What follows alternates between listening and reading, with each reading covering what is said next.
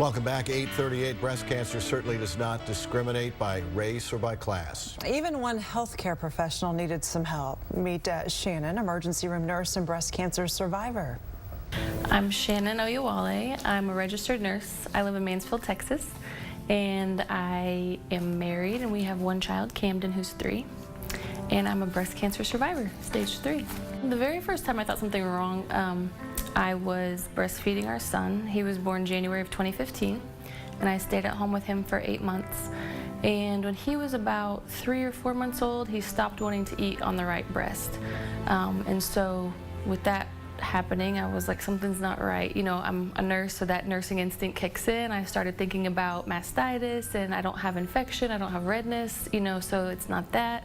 I started thinking about breast cancer, of course, so I was looking at different signs and symptoms, but I didn't have any pain, which concerned me. The doctor did an ultrasound, and then he goes, we're gonna go ahead and do a mammogram. Did that. He said it looks pretty suspicious. So then the next week, we did biopsies. I think she knew something was wrong when she was breastfeeding, and she knew to continue to answer those questions. So that is why it's so important for women to not ignore those symptoms, even if someone's telling you, oh, it's just a clogged milk duct. The results came back 2 days later, which was February 11th, and it was invasive ductal carcinoma.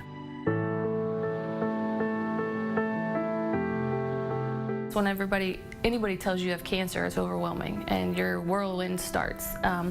But you know, after that first week, I kind of just said, you know, you better pull up your pants. You are a medical professional. You know what this stuff means. You know what these tests are going to be. You know what to expect, and you have a choice to do it, or you have a choice not to.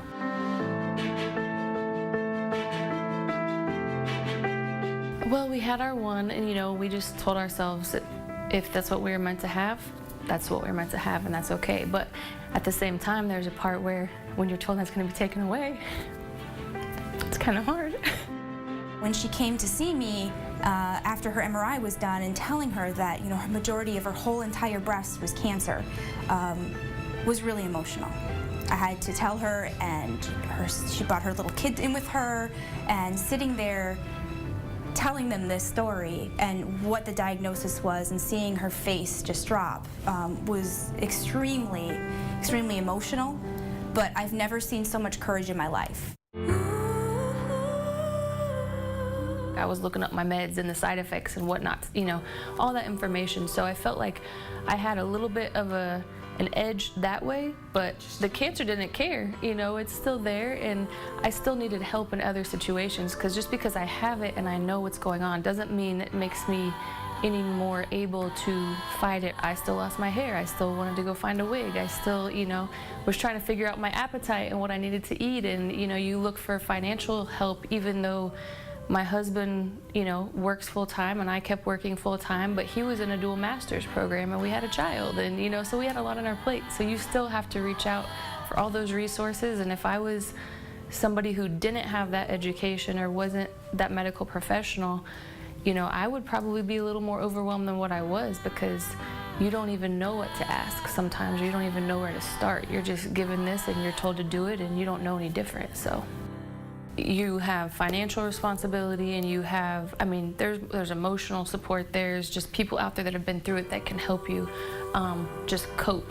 I mean, having somebody to talk to that's been through it is invaluable, because they've been there. They know these feelings that you might be having, and that's why I feel like I've always been a supporter of the Komen Foundation, but I'm such a stronger supporter now because I see what they can do. Susan G. Komen, Dallas County says, know your girls. Really, know your girls, because that's really what helped Shannon. That is one strong lady, and that's why you need to go to Komen-Dallas.org. Register for the 2018 Komen Dallas Race for the Cure, or you can just make a donation if you can't make it out. We have race information at fox4news.com. It's on social media under the hashtag Dallas Race as well. I'll be out there. Stop by, say hi. It's a pretty powerful morning.